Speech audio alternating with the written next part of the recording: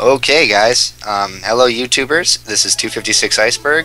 I'm here with 256 Big Boss. Say hi, Brad. Hi, my name is Brad. Yes, his name is Brad. And we decided as 256 to kind of show our diversity of game choice. We were thinking for a while what each of our strengths are and what we should do with the videos and how we should go about it. But then Roxman, 256 Roxman, one of our buddies, decided to say, hey, let's do some retro games. And here we are. Today, Roxman is playing Megaman 6. The Megaman series probably has been one of my favorites. It's one of those classic platformers that you can't not play as a gamer. Everybody has played some sort of Mega Man game. Isn't that right? This is true. Mega Man is awesome.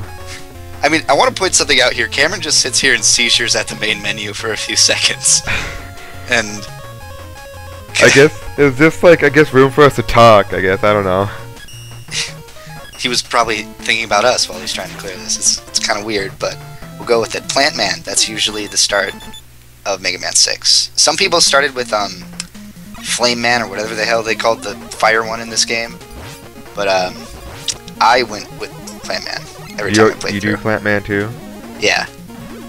It's like those like in Mega Man 2, some people do Bubble Man first or Heat Man, but it's one and the same really once you get to the certain like bosses you actually need the weaknesses for. Wait, in Mega Man 2 you start off with Bubble Man? Oh wait, you were telling me this before. Yeah, I think so. I always start with Heat Man. God, one thing I want to point out about Cameron, he's just second nature when it comes to that slide. It's unnaturally good. It looks he just he did that, what do they call it, where they frame where you're invincible framing? Yeah, like that's a technique a lot of platformers use. I mean, Castlevania sort of being one of them, even though it gives you that little knockback. And like later versions of the Mega Man games, like Mega Man X and Mega Man 0, you use your invincibility frames caused by knockback to kind of like further yourself. It's really lazy, but sometimes it works if you don't want to do the work. I'm guilty of doing it all the freaking time.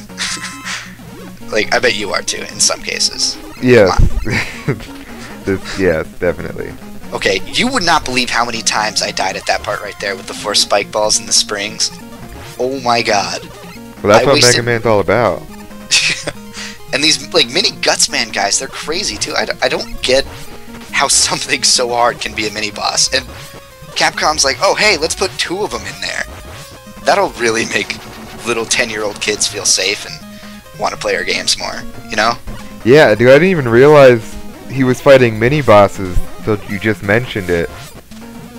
Well, I mean, have you ever played through this level? I don't know if you've really finished 6 or not. Yeah, I've never really played 6. It was just, I played around a little bit and I stopped playing it because I wanted to play through the other ones in order. I just never got around to it. Yeah, it's just, if you ever get to it, it is probably one of the most annoying mini-bosses you'll ever fight. I mean, even compared to like Wily's Castle in 2, it's just, it gave me such a headache. Well, it looks like Roxman's doing pretty good so far. Yeah, like he was the first one that beat Super Meat Boy in the group, wasn't he? Oh yeah, he was. God, I remember like being at his house and he would just like clear retro games, platformers like it was nothing, and then I would go home and try it on my emulators, secretly cry, knowing I wasn't nearly as good as Cameron at these games. He loves his retro games. He's like what do they call him on 4chan, like nostalgia people? Nostalgia bags or something? Yeah, sure. That's it. It's got more badass. Yeah, that was really cool. Yeah. I mean, for the 8-bit generation, it was amazing. This one, I want to say this one was the last game before the PlayStation 1 came out, and the Mega Man series switched to the PlayStation. Wasn't there Mega Man 7? Yeah, Mega Man 7 was that partial 3D, like 32-bit one, though, wasn't it? Gosh, I thought it went from after the NES, it went to Super Nintendo. Oh, well, that's kind of when the X series picked up, wasn't it? I don't know.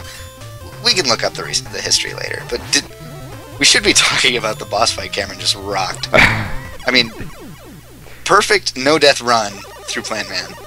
That was pretty slick. Like, that was a really hard level. He almost died at one point. He had only like 2 bars of health. Yeah, but then Capcom has kind of a history of doing that. They just crap out a bunch of health power-ups to you. Like, oh, you're dead here, mysteriously. Random drop. There you go. Well, alright, it looks like we're out of time. So, 256 Iceberg, signing off. Got anything to say, Brad? No, I'm good. Alright, see you later, YouTube.